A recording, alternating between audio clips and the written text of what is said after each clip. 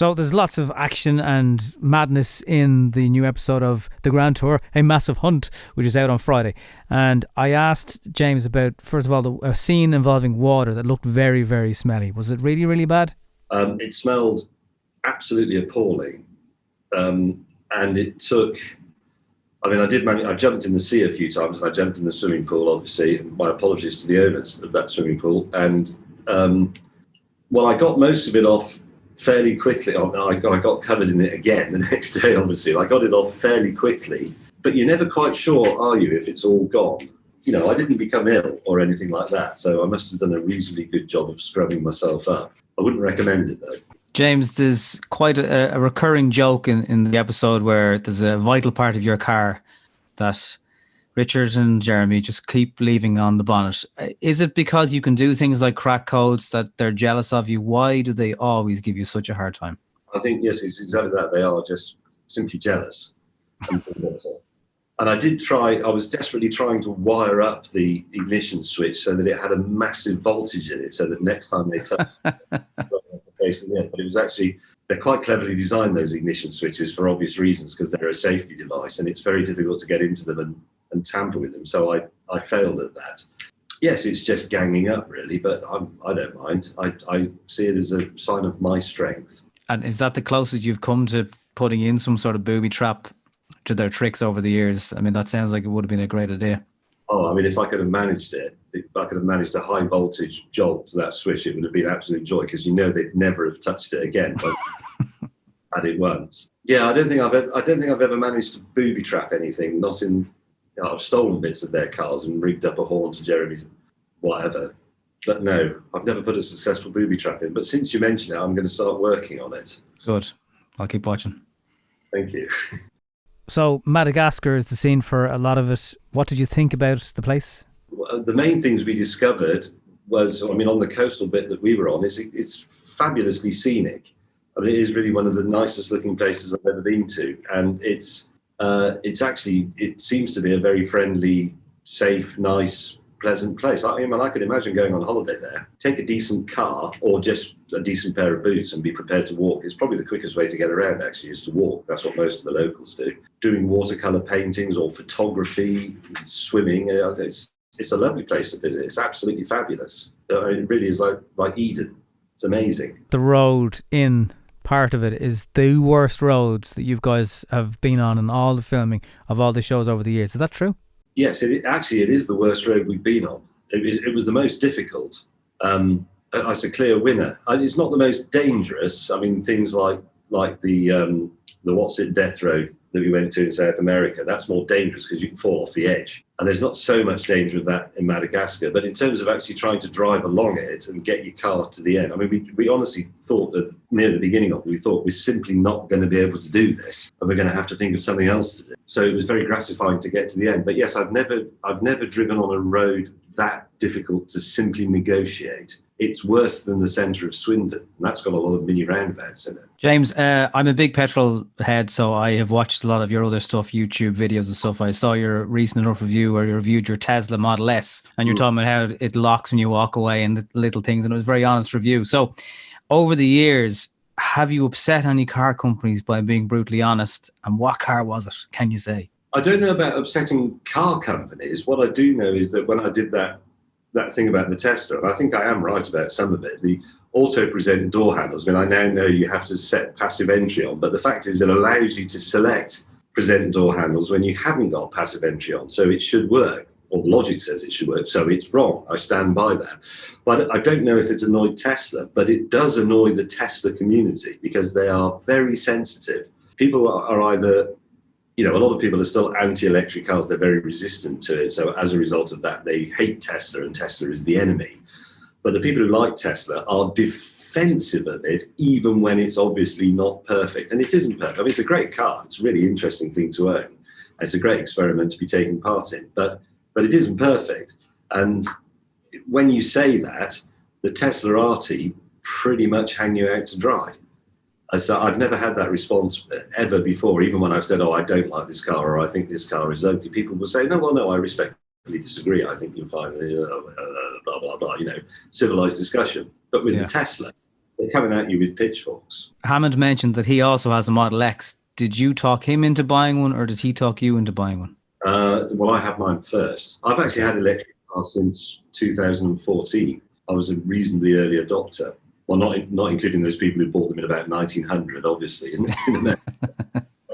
Yeah, I don't know. I mean, I did enthuse about it, and maybe that pushed Hammond over the edge. I don't know, but he likes it. Jeremy isn't going to buy an electric car. He's just too Edwardian. He's only just got his head around the idea of the petrol engine, I think. So, in all these specials and features, there's always something that goes wrong. Do the crew help you, or is it three of you by yourselves, although they're there behind the cameras?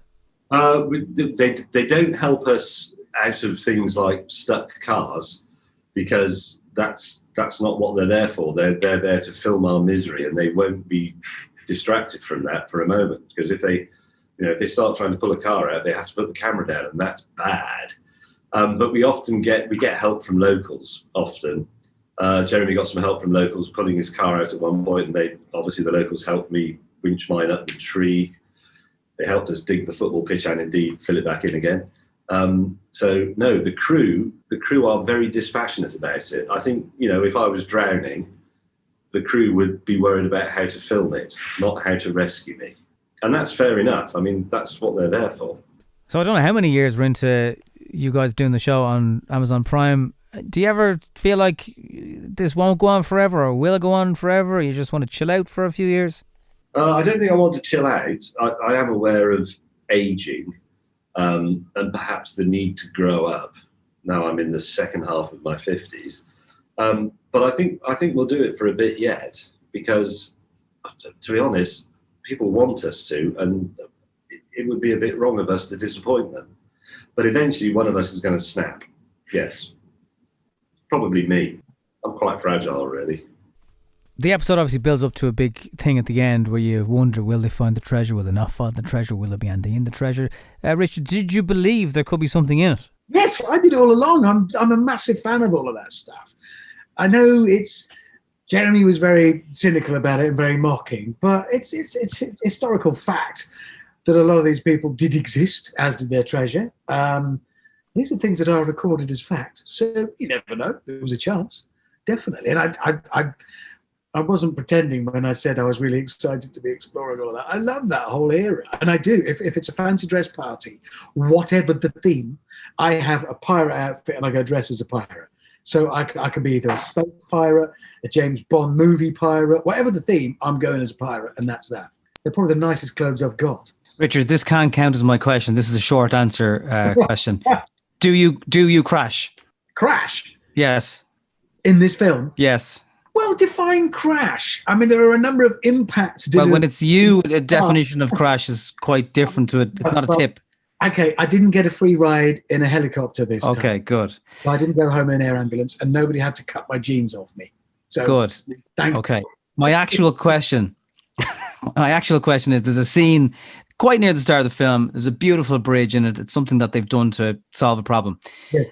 In this piece, Clarkson says, "In the world." How long do you think it takes for Clarkson to the nearest minute and second to say "in the world"? It can take up to 20 minutes when he really rings it out for a long one. Yeah. Okay. Less. But it's just he has to say it. I think it's just a thing. It's specific to his species, whatever it is. It's 6 minutes 36 seconds, in case you're asked again. Into the film before he says it. Is it? Yeah. Excellent effort. He was got off his mark quickly for that one. Why waste time? Why not just cut straight to that? I've got to ask you about cars in general. So will there be any EVs coming up on the next few episodes of the Grand Tour? Yeah, at some point, I'm sure. I mean, I'm enthusiastic for them. And sort of as I thought would happen, inevitably, we are the consumers of these things. And if we want interesting ones, then we'll buy them, which means people will make them because they can sell them. So yeah, I now drive a Tesla Model X. It's my daily car. And it's awesome because it's really quick and it can dance, which makes my daughters laugh. So I love it to bits. So yeah, of course they will. I think the day, and it's not that long ago, I mean, a few years ago, an electric vehicle was a genuine novelty. It was, let's see how it does against an internal combustion engine vehicle. But now it's not really a novelty, is it? When did you last turn your head to look at an electric vehicle going past just because it was electric. They're part of the sort of carscape out there now. So yeah, of course they'll find their way in. Biggest challenge for you personally on this episode? Just the relentless nature of that road. You know, I'd effect a repair to the car, and it was getting those tracks back on is a brutal job.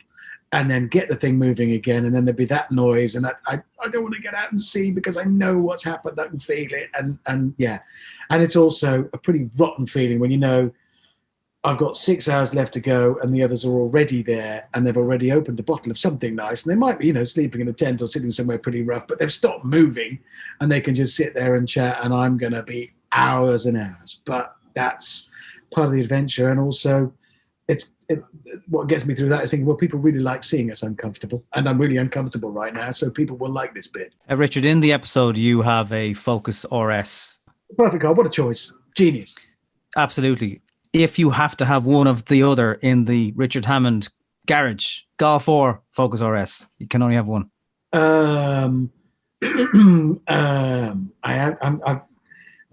My problem is I tend to have, I love classic cars. I don't know why. I like a car that exists in a context not that I'm in right now. So, you know, I have a Mustang, but it's 1967. It's old. I love that. Focus RS is a sort of very near classic, isn't it? So I'm going to go Focus RS. So with climate change and COVID and everything, do you think mobility from vehicles will change over the next decade? Do you think that the lockdowns experienced in various countries throughout Europe and beyond are meaning a lot of us aren't commuting as we were, and have discovered even if we don't work fully and only from home, sometimes we can. And I think that will change the nature of it entirely. And I wouldn't be surprised if ultimately commuting, well, it's boring, isn't it? You just got to get to there. So let's just do that in the cleanest, most efficient, cheapest way possible. And then when I want to be mobile in my own time, that's when I want to use something that's really exciting and interesting. That's when I'll break out, you know, my 7-litre V8 Aston Martin or a Dodge Charger or whatever that's my hobby car. And then when I'm commuting to work, I'm just going to do that in a clean, efficient manner. So I think it'll split. I think we exist more towards the hobbyist end of that, which is where I live. Is it true there was a potential encounter with a shark? And we were sitting on the beach and we thought, oh, maybe you want to do a bit of snorkeling? And I went across to the little booth and the man was speaking French. And I thought, this is going really well. I was chatting away and telling him where I live and about my daughters and what I was there doing. I thought this is going really well. Went back to the lads with the snorkels and the flippers, gave them to them. We went snorkeling, got back. And that night we discovered that the previous day, a Brit had been killed and eaten by a shark on that beach where we were. And Jeremy did then point out, and as did James, Richard, this conversation when you were boasting about your French having improved, what was he saying? I don't know. He must have been saying, oh my God, don't go in the sea. It's full of sharks. Somebody was eaten yesterday. To which I was replying, yes, it is very nice. I live in the countryside and I have a pet dog. It was, my French isn't good, it turns out. Does all the travelling involved in doing this type of work, does it ever take a toll when you're wrecked? Yes, I mean, they are tiring, they are draining, they're becoming more tiring as we're getting older. I think more than that, you sort of need to decompress because however long we're away for, it's a totally selfish life in a way. Because, you know, even if, okay, you might be waking up at 4 a.m. in a tent to fall out and go and drive hours over this rough terrain and whatever and work. But it's selfish and that's all you've got to do. It's totally single-minded, single purpose. And then I go home and there's my wife, my daughters, my dog, a whole life, and you've got to fit back in. So I try and slowly fit back into normal daily life. One of the reasons the shows work is the escapism they provide. And that only comes about because it is quite an intense and unique atmosphere, unique world that is created within it. And so you have to sort of decompress to get your head out of that and back into the real world again. So that takes a while. On that note, actually, Richard, is that hard to do? I remember hearing before Bono, who's from my hometown, when he comes home from World Tour, he has to stay in a hotel room for a few days or a week because his wife won't let him back in the house until he comes back to normal Bono. So there's a scene in the episode where yourself and James is busy, I won't ruin it, and yourself and Clarkson are lying on the loungers, and it looks like a very idyllic life, and you two look at each other like as if it's a genuine friendship. But then you come home and the bins have to be put out, and is it hard to shift back, or is it just that's life? It is, but it's not in the way that you think, because it's not that, it isn't the life of luxury and ease when we're doing those jobs, because we are getting up and traveling and you've got to deliver, we're there to make a show. But it is, as I said, an entirely self-centered life, because I wake up in the morning wherever I am, however exhausted I am, all I've got to do is get myself out of bed and get to work and start making the show. And quite often that happens as soon as I leave the door, we're on with it. And that's all I've got to do all day. And that extends to everybody on the show, not just us hosts, but, if you're the lead camera operator, or if you're a camera assistant, or if you're driving one of the support things, whatever you're doing, that's all you're going to have to do for that span of time. Then you get home and you've got to fit in with a broader world. If you're married and have a family, you've got to fit in with them. You've got to fit in with friends. Other people have routines. And you suddenly realize, wait, there's other people with their needs and demands beyond what immediately is concerning me. And that, it takes a while. It does take a while. Jeremy, in this episode, I've touched on it with James already, but he says it really is the worst road in the world. Do you agree? Call it a road is stretching it massively. There are riverbeds that are nothing like as rough as that. It's extraordinary that it's actually marked on a map as a thing that you can drive a vehicle on. I mean, I'm not surprised that Madagascans threw the French out if that was France's idea of a road, because it just isn't. It's just, they cut some trees down and said, there you are, there's a road. There just isn't one. So it was fabulous to watch it. And of course, the great thing is, because it's so terrible, you have to go slowly, and the slower you go in Madagascar, the more you see, and that's no hardship, because my God, that's a beautiful country.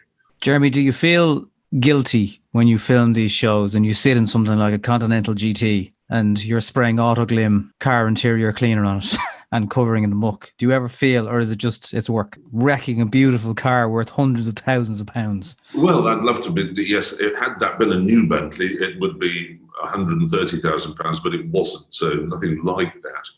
I mean, a lot of work went into it, but no, and it wasn't wrecked because I drove it yesterday on my farm in Oxfordshire. So no, I don't have any guilt at all. I fell in love with that thing, and its armour plating stood up well to the punishment it got, which was considerable. Jeremy, James says there's no way you'll buy an electric car. I have to ask you yourself, though, what are your thoughts on them? Look, people, electric cars are great if you don't mind the appalling child slavery used in the cobalt mines of the Democratic Republic, which you need to make your electric car work. And they're also very expensive and completely impractical. And they have the personality of a vacuum cleaner. But if that's what you like, help yourself to an electric car. I've just ordered a new Bentley, so that's where I stand, with a V8. Both my colleagues have electric cars now, but I'm not. I'm carbon offsetting them. So the Gran Tour Massive Hunt, it has kind of a desert island vibe about it. Out of the three of you, who would survive the longest on a desert island? Me, because I'm the fattest, so I'd have much, much more body to eat.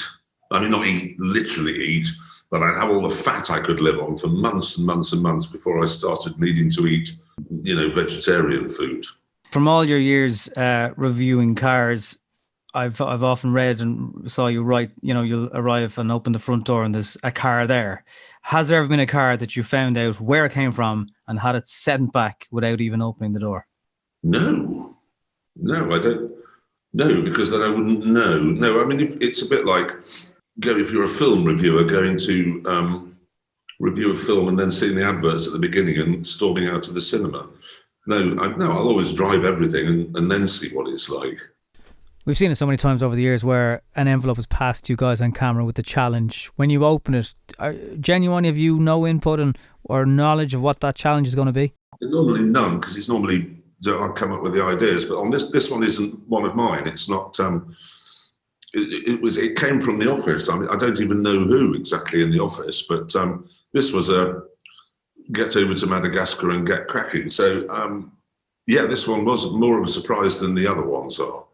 When we always sort of know what we've got to do. We don't know what we're going to do on the way there. We don't know what we're going to encounter. We don't know that there's a river around the corner, or that there's a jungle, or that there's a desert, or that there's a swamp, or quicksand, or alligators, or huge sheer drops, or all the other things that we've faced over the years. But we sometimes know what the quest is. but not on this occasion. It was mostly Richard Hammond remembering things from his youth that steered us. Richard tried to have a guess earlier on, but I asked him, how long does he think it took Jeremy Clarkson to say "in the world" in the episode? Oh no, I should imagine it was. I did a joke one, I think, quite early on. Didn't I do it in about 90 seconds? Maybe I missed that one because I was going to say 6 minutes 36 Oh, seconds. 6 minutes. I knew it was very early on because I know I did a good proper. I built up for that one. I'm glad you noticed it. Okay, Here it comes. Here it comes. nicely delivered. Thank you. I touched on it with the guys earlier on. What do you think are the big challenges in terms of cities and mobilities over the next few years and decades or so? Well, I can only tell you about London, which is getting rid of the mayor. It took me 3 hours to get to where I am now this morning, because the mayor of London is an imbecile who he's just turned the whole damn city into a cycle lane. I mean, I don't mind one or two cycle lanes where it's convenient, but he's put one in the Euston underpass. I mean, the man's a maniac. That must be stopped. At the end of this episode, things get a little bit explosive. Is that hard to do somewhere like Madagascar? In places like Madagascar, they see stuff like that as fun. They don't start running around going, what if a seagull had been frightened? You know, they've got better things to think about, frankly. And not that there were any locals there anyway. We were miles and miles away from anyone, I think, there. Jeremy, you've mentioned some of your other projects, such as the farm shop that you have, which looks very good on Twitter. What is harder, working a farm or reviewing cars? Farming is surprisingly hard work because everything is designed to get you, whether it's government legislation, government rules, the weather, everything is designed to make your life harder than it should be. Whereas when you work in television, you've got a whole team of people who are working with you to make what you want to do happen. So television is an enjoyable experience. Farming is just an endless stream of disappointments and heartache. But I hope the show's good, though. I hope people enjoy the farming show.